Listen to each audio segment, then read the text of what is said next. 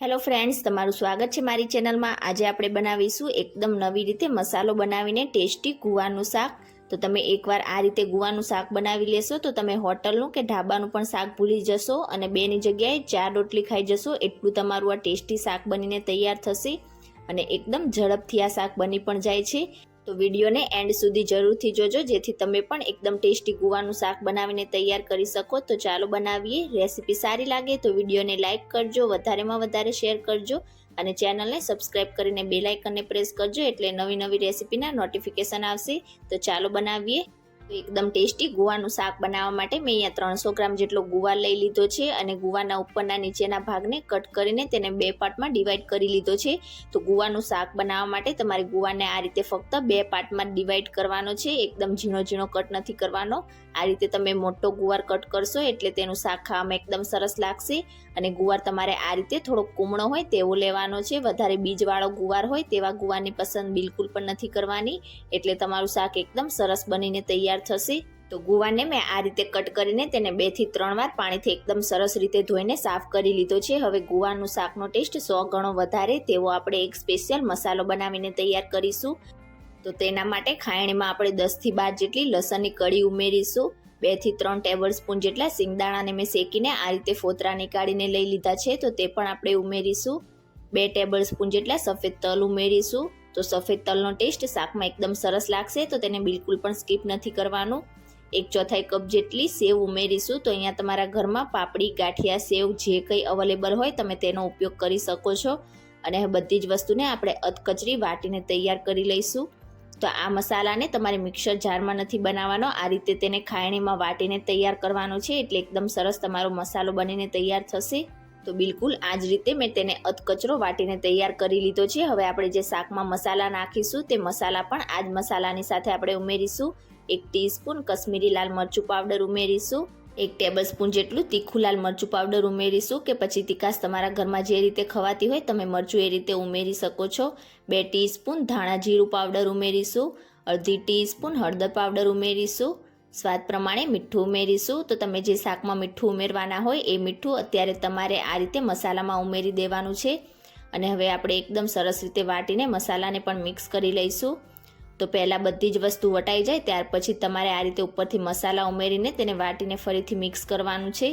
તો અહીંયા તમે જોઈ શકો છો મેં બિલકુલ આ રીતે બધા જ મસાલાને વાટીને અધકચરા તૈયાર કરી લીધા છે અને આ રીતનો આપણો મસાલો બનીને તૈયાર થયો છે। આ મસાલો તમારા ગુવારના શાકનો ટેસ્ટ 100 ગણો વધારી દેશે। તમે ક્યારે આ રીતે મસાલો ના બનાવ્યો હોય તો એકવાર જરૂરથી આ મસાલો ટ્રાય કરજો। અને હવે આ શાકને આજે આપણે પ્રેશર કુકરમાં બનાવીશું। તો મસાલાને સાઈડ ઉપર રાખીશું અને ગેસ ઉપર એક પ્રેશર કુકર રાખીશું અને તેમાં 4 થી 5 ટેબલ સ્પૂન જેટલું તેલ ઉમેરીશું। ગુવારના શાકમાં તેલનું પ્રમાણ થોડુંક ચડિયાતું રાખવાનું એટલે શાક એકદમ સરસ લાગશે। તેલ ગરમ થઈ જાય એટલે 1 ટીસ્પૂન રાઈ ઉમેરીશું। રાઈ સરસ ફૂટી જાય એટલે 1 ટીસ્પૂન અજમો ઉમેરીશું। તો અજમો તમારા ગુવારના શાકનો ટેસ્ટ એકદમ સરસ વધારી દેશે, તો અજમાને બિલકુલ પણ સ્કીપ ના કરતા। રાઈ અને અજમો સરસ ક્રેન્કલ થઈ જાય એટલે હવે તેમાં 2 ટામેટાની પેસ્ટ ઉમેરીશું। મિક્સ કરી દઈશું સારી રીતે અને 2 મિનિટ માટે આપણે ટામેટાની પેસ્ટને સાતળીશું અને તેલ સેપરેટ ના થાય ત્યાં સુધી તેને કૂક કરી લઈશું। તો ટામેટાની પેસ્ટને મેં 2 મિનિટ માટે સાતળી લીધી છે અને થોડીક જ વારમાં તમે જોઈ શકો છો એકદમ સરસ રીતે તેલ પણ સેપરેટ થઈ ગયું છે। તો આપણે જે મસાલો બનાવીને તૈયાર કર્યો છે તે બધો જ મસાલો આ રીતે કુકરમાં ઉમેરીશું, મિક્સ કરી દઈશું અને 2 મિનિટ માટે આપણે ટામેટાની પેસ્ટ સાથે મસાલાને પણ સાતળીશું। તો લગભગ મેં મસાલાને 2 મિનિટ માટે સાતળી લીધા અને તમે જોઈ શકો છો આપણી ટામેટાની પેસ્ટ સાથે મસાલા એકદમ સરસ રીતે મિક્સ થઈ ગયા છે। હવે ઉપરથી તેમાં 1/4 કપ જેટલું પાણી ઉમેરીશું, મિક્સ કરીશું અને મસાલામાંથી તેલ સેપરેટ ના થાય ત્યાં સુધી તેને આ રીતે સાતળી લઈશું।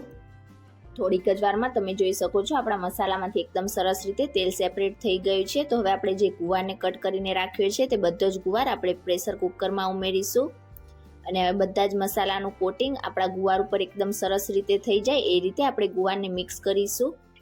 અને આપણા મસાલાનું કોટિંગ ગુવાર ઉપર એકદમ સરસ રીતે થઈ જાય ત્યાર પછી આપણે ગુવારને આ જ રીતે ખુલ્લો 2 થી 3 મિનિટ માટે સાતળી લેવાનો છે। તો ગુવારને મેં આ જ રીતે 2 મિનિટ માટે ખુલ્લો સાતળી લીધો છે। હવે આપણે તેને કૂક કરવા માટે પાણી ઉમેરીશું। તો પહેલાં 1 કપ જેટલું મેં પાણી ઉમેરી દીધું, મિક્સ કરીશું અને જરૂર લાગે તો આપણે ફરી પાણી ઉમેરીશું। તો અહીંયા તમે શાક વધારે કે ઓછું કઈ રીતે બનાવો છો એ પ્રમાણે તમારે પાણી ઉમેરવાનું છે. તો ફરીથી ઉપરથી આપણે થોડુંક પાણી ઉમેરી દઈશું. તો અહીંયા મેં 1.5 કપ જેટલું પાણી ઉમેરી દીધું છે. તમારે શાકમાં વધારે પડતું પાણી નથી ઉમેરવાનું. આ રીતે ફક્ત ગુવાર ડૂબી જાય એટલું તમારે પાણી ઉમેરવાનું છે. અને આ રીતે મિક્સ થઈ જાય એટલે ઉપરથી આપણે 2 ટીસ્પૂન જેટલી ખાંડ ઉમેરીશું. તો ખાંડથી આ શાકમાં મીઠાશ નહીં આવે, પણ આ શાકનો ટેસ્ટ ખાંડ તમે ઉમેરશો એટલે એકદમ સરસ લાગશે અને તેલ પણ એકદમ સરસ રીતે શાકમાંથી સેપરેટ થશે. અને હવે મિક્સ કરીને પ્રેશર કુકરનું ઢાંકણ ઢાંકીને મીડિયમ ગેસની ફ્લેમ પર 4 થી 5 વિસલ કરી લઈશું. તો 4 થી 5 વિસલ થઈ જાય એટલે આપણે પ્રેશર કુકરનું ઢાંકણ ખોલીશું અને શાકને ચેક કરી લઈશું. તો અહીંયા તમે જોઈ શકો છો એકદમ સરસ રીતે આપણો ગુવાર કૂક થઈ ગયો છે. હવે ફરીથી આપણે ગેસની ફ્લેમ ઓન કરીશું અને 2 મિનિટ માટે આપણે શાકને આ રીતે કૂક કરી લઈશું. તો એકવાર આપણે પહેલાં શાકને મિક્સ કરીશું. તો અહીંયા તમે જોઈ શકો છો આપણા શાકની ગ્રેવી એકદમ સરસ પરફેક્ટ છે. અને ઉપરથી આપણે અડધી ટીસ્પૂન ગરમ મસાલો ઉમેરીશું, મિક્સ કરીશું. અને હવે ઉપરથી આપણે થોડાક ફ્રેશ ઝીણા કટ કરેલા લીલા ધાણા ઉમેરીશું, મિક્સ કરીશું. અને ગેસની ફ્લેમ ઓન કરીને આપણે ગરમા ગરમ ગુવારના શાકને સર્વ કરી દઈશું. તો જોતાં જ ખાવાનું મન થઈ જાય તેવું આપણું આ ગુવારનું શાક બનીને તૈયાર થયું છે. તમે એકવાર આ રીતે ગુવારનું શાક બનાવશો તો લોકો 2ની જગ્યાએ 4 રોટલી ખાઈ જશે, એટલું ટેસ્ટી આ શાક બનશે. તો તમે ક્યારે આ રીતે ગુવારનું શાક ના બનાવ્યું હોય તો એકવાર મારી આ રીતે બનાવીને જરૂરથી ટ્રાય કરજો. અને આજની મારી રેસીપી તમને કેવી લાગી એ પણ મને કમેન્ટ કરીને ચોક્કસથી જણાવજો. રેસીપી સારી લાગી હોય તો વિડીયોને લાઇક કરજો, તમારા ફેમિલી અને ફ્રેન્ડ્સમાં શેર કરજો અને ચેનલને સબસ્ક્રાઇબ કરીને બાજુમાં રહેલા બેલ આઇકન બટનને પ્રેસ કરજો એટલે નવી નવી રેસીપીના નોટિફિકેશન આવશે. Thank you for watching.